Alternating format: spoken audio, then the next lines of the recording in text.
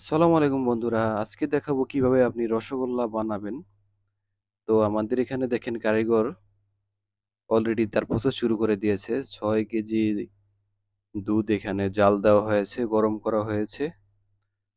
গরম করার পরে এখন এটারে ছানা বানানোর প্রসেস চলতেছে। আপনি হয়তো বুঝতে পারতেছেন না যে এটা কি দেওয়া হচ্ছে। আসলে এটা হচ্ছে ছানার মেইন যে উপাদান, এটা হচ্ছে ছানার উপাদান।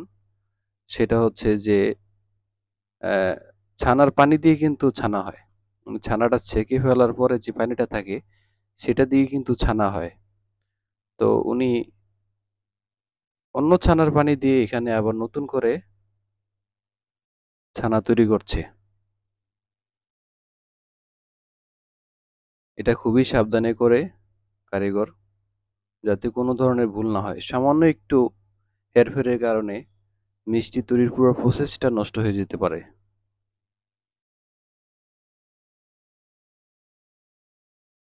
এখানে কারিগর গভীরভাবে মনোযোগ দিয়ে দেখছে, হাত দিয়ে টেম্পারেচার পরীক্ষা করছে দুধের।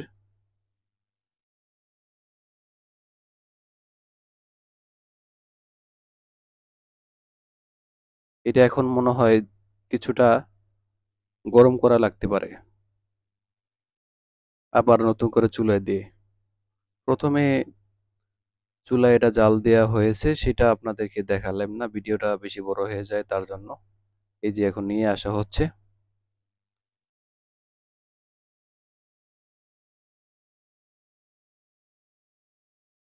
আপনারা হয়তো অনেকে জানেন বা অনেকে জানেন না যে ৬ কেজি লিকুইড দুধ থেকে কিন্তু আপনার ১ কেজি পরিমাণ ছানা বের হয়।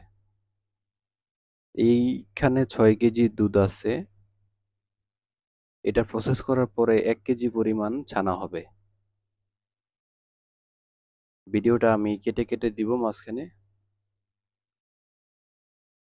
এই যে দেখেন ছানা কিন্তু প্রসেসটা হয়ে গেছে। অলরেডি ছানা ছেড়ে দিছে। ঠিক আছে? ভিডিওটা কেটে দিয়েছি যাতে বড় না হয় ভিডিও। এই যে অলরেডি ছানা কিন্তু প্রসেসিং হয়ে গেছে। এটা কিন্তু এখন নামিয়ে ফেলা হবে চুলা থেকে। এই যে ছানাটা ছেঁকে নেওয়া হলো এখন। ছেঁকে এই দেখুন একটা নেটের ভিতরে ঝুলিয়ে দেওয়া হয়েছে। সেখান থেকে কিন্তু অল্প, অল্প করে টেপ করে পানি পড়ছে। এটা মিনিমাম ২ থেকে ৩ ঘন্টা আপনার এইভাবে ঝুলিয়ে রাখতে হবে। যে দেখুন ফোঁটায়, ফোঁটায় পানি পড়তেছে।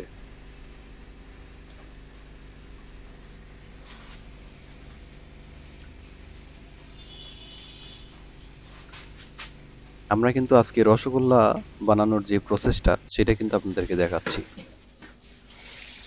এই যে ছানাটা ছেঁকে নেওয়া হওয়ার পরে এরকম শুকনা হয়।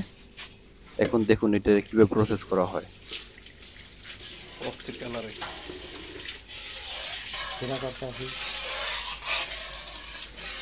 পাশাপাশি আমাদের আরেকটি কড়াইতে কিন্তু শিরা জাল দেওয়া হচ্ছে।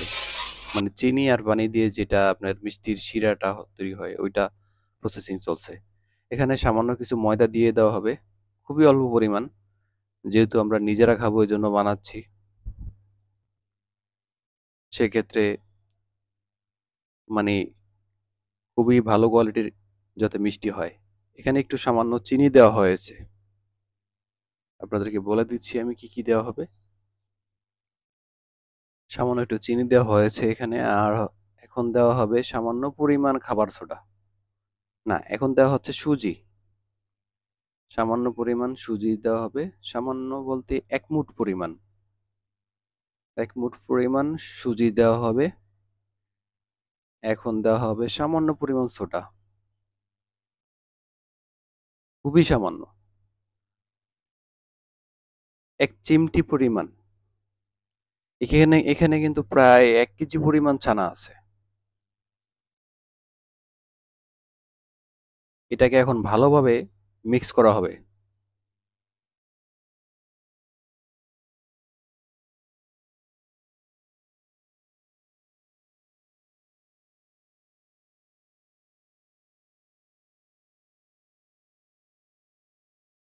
কারিগর কিন্তু চেষ্টা করতেছে এটারে পুরোপুরি প্রসেস করার জন্য। এই যে এটা হচ্ছে মিষ্টির মেইন প্রসেস। ছানা যদি আপনার সঠিকভাবে এইভাবে আপনার ফিনিশিং করতে না পারেন, তাহলে কিন্তু মিষ্টির কোয়ালিটি কিন্তু ভালো হবে না। এখানে কিন্তু কারিগর খুবই দক্ষতার সাথে সেইটা প্রসেসিং করতেছে।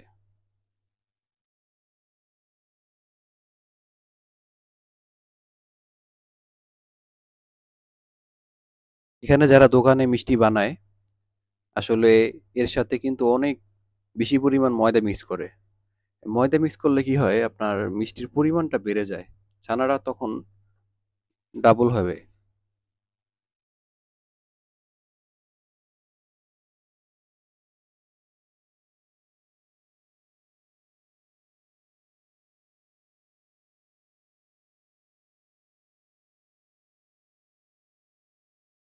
আর ছানা যদি ডাবল হয় তাহলে মিষ্টির পরিমাণও কিন্তু বেড়ে যায়, যার কারণে প্রচুর পরিমাণ ময়দা এটার সাথে মিক্স করা হয়।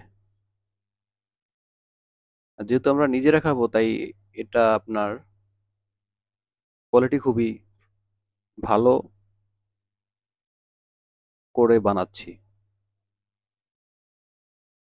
এখানে মিষ্টির সাইজের ডো গুলো করা হচ্ছে। ছানার ডো গুলো এখন করা হবে ছোট ছোট করে, একই সাইজ হবে সবগুলো।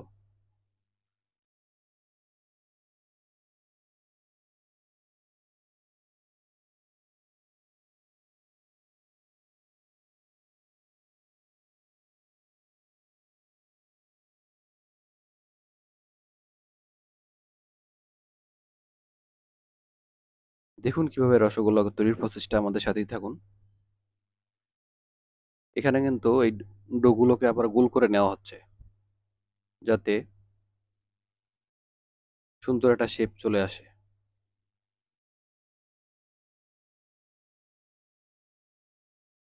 কারিগর খুবই দক্ষতার সাথে ডো গুলোকে মিষ্টির আকার দিচ্ছে। ওদিকে কিন্তু আমাদের চুলায় শিরা প্রায় হয়ে এসেছে। এই যে দেখুন এখন কত সুন্দর দেখাচ্ছে। এগুলো কিন্তু অনেক ছোট, কিন্তু যখন আপনি এটা চুলায় দেওয়া হবে, তখন কিন্তু এগুলো আস্তে আস্তে বড় হবে, ফুলে যাবে।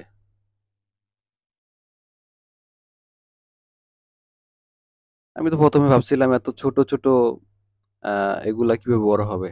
এই যে এখানে দেখুন শিরা চুলায় জাল জ্বলছে, শিরা প্রায় হয়ে আসছে। এদিকে প্রায় মিষ্টির ডোগুলো প্রায় রেডি।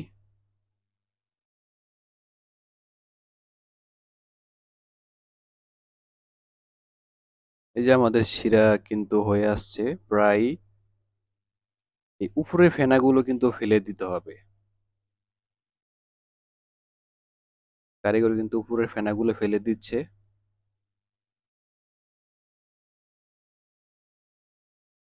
উপরে ফেনাগুলো ফেলে দিতে হবে। ফেলে দিলে পুরো পরিষ্কার হয়ে যাবে মিষ্টির শিরাটা। আস্তে আস্তে উপরে ফেনাগুলো উঠাইতে হবে।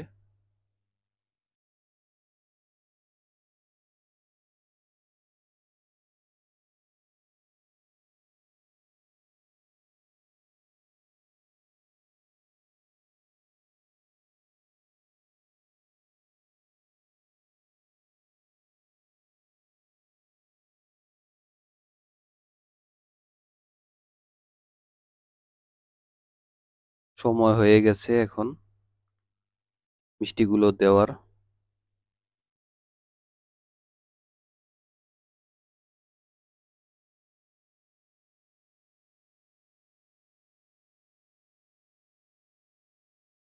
একটু লাল আকৃতি ধারণ করছে শিরাটা।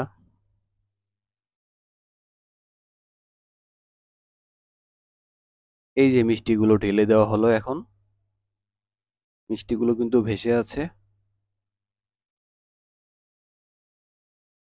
কমপক্ষে 20 মিনিট আপনার এভাবে মিষ্টিগুলোকে জাল করতে হবে। আমি কিন্তু কেটে কেটে দেখাবো। কারণ 20 মিনিট তো ভিডিওটা অনেক লম্বা হয়ে যায়। পুরো প্রসেসে প্রায় অনেক সময় লাগে। তো সেটাতে গেলাম না।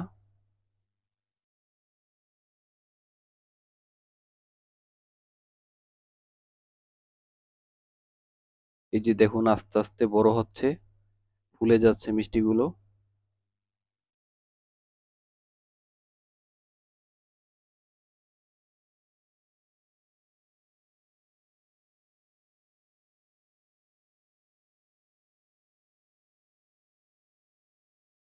কারিগর মাঝে মাঝে নেড়ে দিচ্ছে, খুবই সাবধানে, নয়তো ভেঙে যাবে। তখন কিন্তু আবার আরেক সমস্যা। আগের থেকে অনেক সাইজ বড় হয়ে গেছে ফুলে। যে দেখতেই পাচ্ছেন, এটা আরো বড় হবে জাল দেওয়ার সাথে সাথে, সময়ের সাথে সাথে।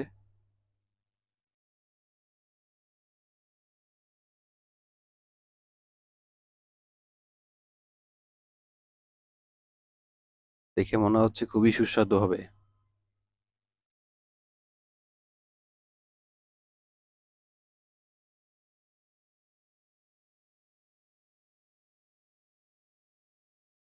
আমি কিন্তু রসগোল্লা টাইপের মিষ্টিগুলো অনেক খেতে পারি। আপনাদের কি অবস্থা তা জানাবেন। প্রায় 8-10 পিস তো অনায়াসে খেয়ে ফেলতে পারি।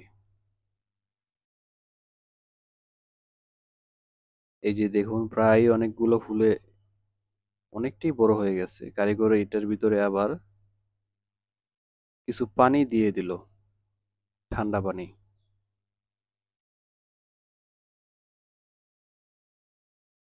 ঠান্ডা পানি হালকা পরিমাণ ছিটা দিয়েছে। মাঝে মাঝে পানির ছিটা দিতে হয়।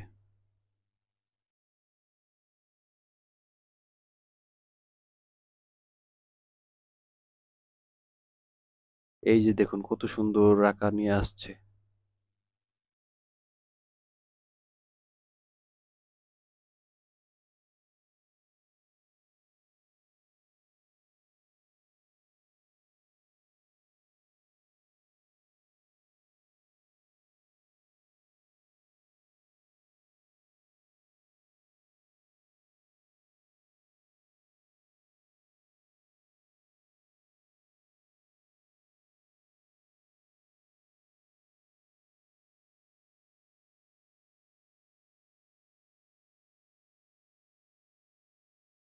অনেক সময়ের প্রসেস, 20-25 মিনিটের মতো হবে। আমার মনে হলো যে এই তো হয়ে আসছে, এই তো হয়ে যাচ্ছে। বারবার ভিডিও করতেছিলাম, কিন্তু এটা আর একটু সময় লাগবে।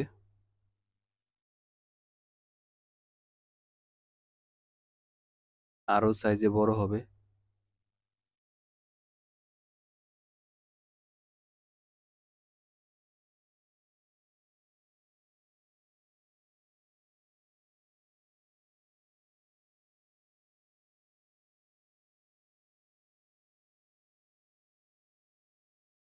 আমাদের মিষ্টি কিন্তু হয়ে গেছে, এখন চুলা থেকে আমরা নামিয়ে ফেললাম।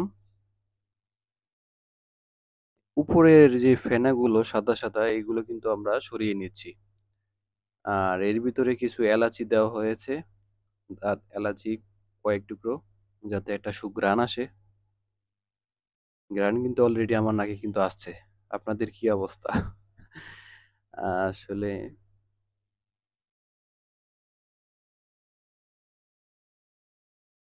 নিজে বানানো মিষ্টির একটা আলাদা চাহিদা আছে কিন্তু।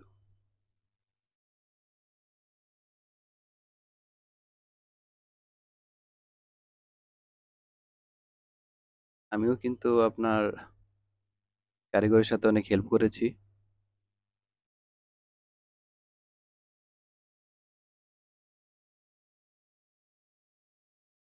মিষ্টির সাইজ কিন্তু অনেক বড় হয়ে গেছে। মানে এটা রস খেয়ে মানে ফুলে একদম।